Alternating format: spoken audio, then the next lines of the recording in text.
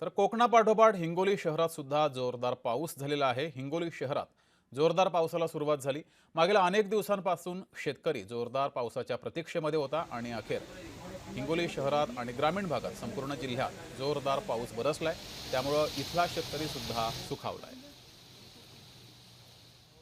अधिक माहिती घेऊया, आपले प्रतिनिधी श्रीधर वाळवंटे आपल्या सोबत जोडलेले आहेत। श्रीधर, पाऊस बरसलेला आहे, शेतकऱ्यांवर जे दुबार पेरणीचं संकट होतं ते टळलेलं आहे, शेतकरी सुखावलेला आहे। काय जिल्ह्यातली माहिती आहे, कोणतं पीक आता शेतकरी जिल्ह्यामध्ये पेरणार आहे? नक्कीच जगदीश सर, मागील 2 आठवड्यापासून जिल्हाभरामध्ये जे आहे ते पाऊस बरसलेला नाहीये आणि हम्म, म्हणून शेतकरी जे आहेत ते सध्या चिंतेत आहे। आज हिंगोली जिल्ह्यातील काही ठिकाणी हलका ते मध्यम स्वरूपाचा पाऊस झालाय, परंतु जिल्हाभरामधील कॅनल असेल, विहीर असेल, त्यांच्या माध्यमातून जे शेतकऱ्यांनी हळदीचं पीक घेतलेलं आहे, खरं म्हणजे हिंगोली जिल्हा हा हळदीचा हब म्हणून ओळखला जातोय। परंतु शेतकऱ्यांनी जे आहे ते मागील 1-1.5 महिन्यापासून शेतीची मशागतीची कामे पूर्ण केलेली आहेत।